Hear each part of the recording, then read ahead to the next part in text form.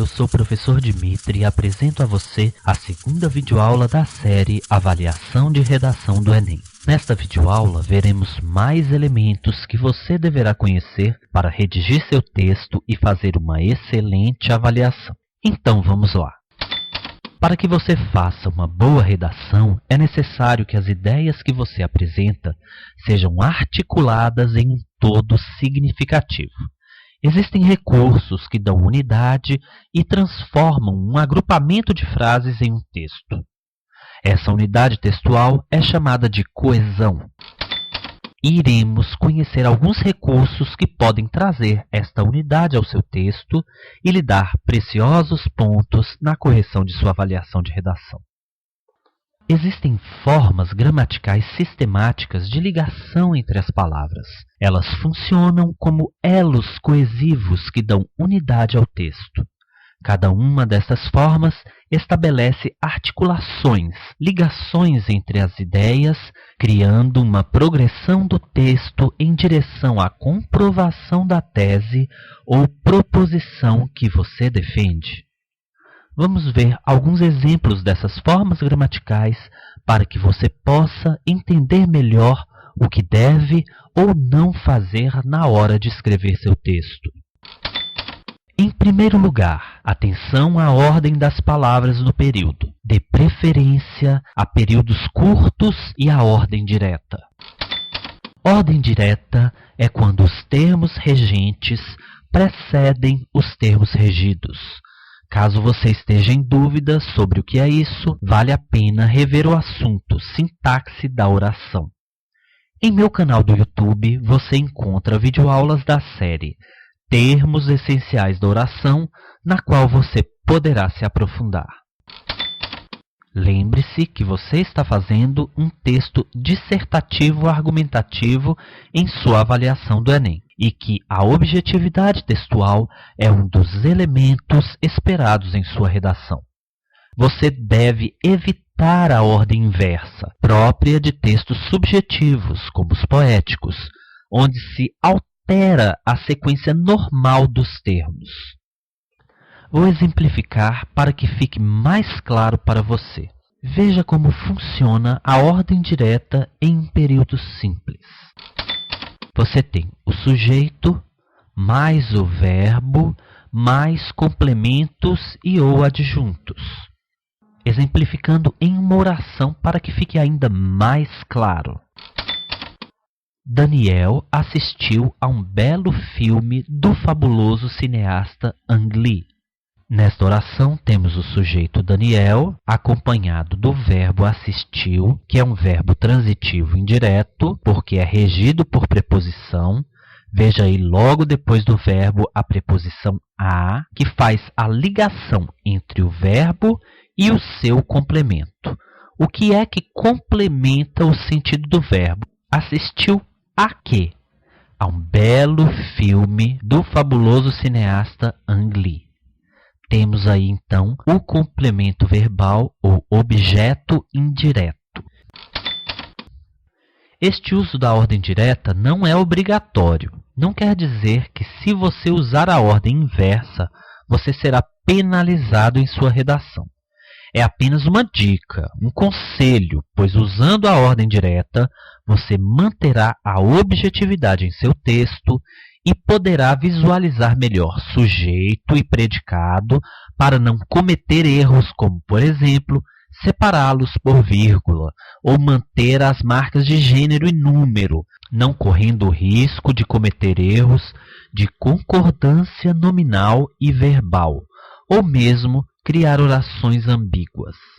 Caso você sinta-se seguro e tenha prática, pode tranquilamente usar a ordem inversa, desde que mantenha a tipologia textual exigida, o texto dissertativo argumentativo, e não viaje demais. Não seja subjetivo, dando margem a duplo entendimento nas orações. Outro elemento muito importante para a manutenção da coesão é o bom emprego dos conectivos. Você deve estar atento às preposições, às conjunções, aos pronomes, aos advérbios e locuções adverbiais, pois são elementos de conexão entre as palavras na formação de orações e conexão entre orações na formação dos períodos. O uso adequado de cada conectivo pode trazer unidade e manter a lógica das ideias que você apresenta em seu texto. Por exemplo, a conjunção mas estabelece relação de contraste, oposição entre elementos, diferente da conjunção como, que estabelece relação de comparação. Então, é muito importante que você use o conectivo certo, que expresse a intenção que você deseja atingir ao conectar determinados elementos em seu texto. Vale a pena aprofundar mais sobre o assunto estudando operadores argumentativos. Disponibilizarei uma videoaula sobre este assunto. Fique ligado.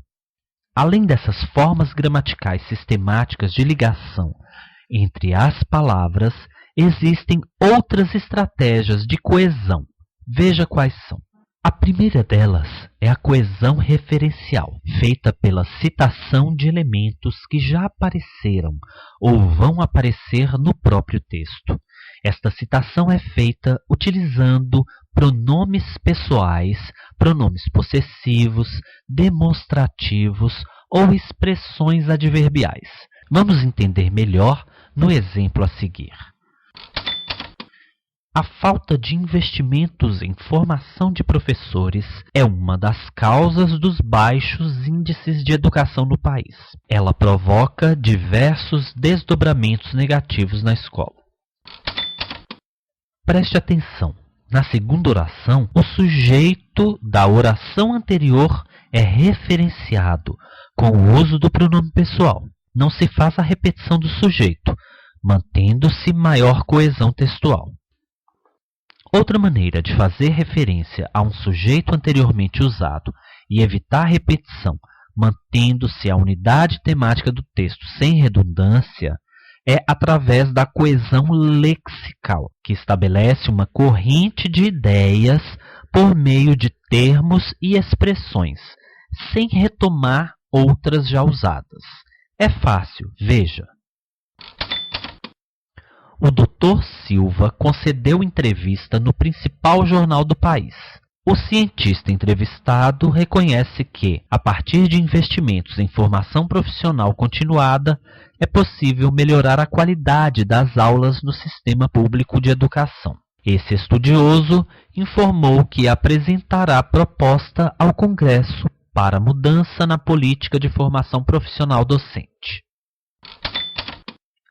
No período, foi criada uma corrente de expressões de valor lexical equivalente para evitar a repetição do sujeito, o Dr. Silva. Na segunda oração, Dr. Silva é substituído por o cientista entrevistado e, na última, por esse estudioso.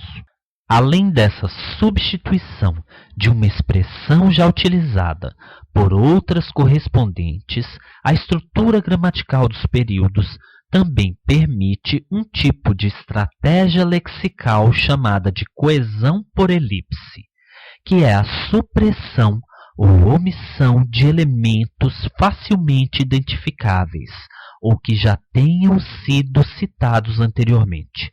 Permite a conexão de ideias sem a necessidade de repetir uma palavra ou expressão, uma vez subentendidas. Pronomes, verbos, nomes e frases inteiras podem estar implícitos. Esta omissão poderá ser marcada por uma simples vírgula. Exemplificando, setores do governo e do Ministério da Educação manifestam preocupação com a falta de tempo para a elaboração da legislação. Há hoje 6 projetos tratando do tema em análise na Câmara dos Deputados. O mais antigo é de 1991 e o mais recente foi apresentado em 2012. Perceba que, no último período, a palavra projeto está subentendida. Evitando a repetição, deixa-se o texto mais coeso. O último caso é a coesão por substituição. Neste, um nome, verbos, períodos ou trechos do texto são substituídos por uma palavra ou expressão, evitando também a repetição. Veja nosso último exemplo. As ruas de Brasília foram tomadas por milhares de manifestantes que exigiam mudanças imediatas no governo e entraram em conflito com policiais.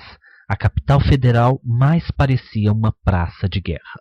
No período, vimos a substituição da expressão as ruas de Brasília por a capital federal. É muito importante que, além do uso de recursos coesivos, você não perca de vista a manutenção do tema em todo o texto. A fuga ao tema é ponto de eliminação do candidato. Nesta videoaula, aprendemos como manter a unidade textual na redação.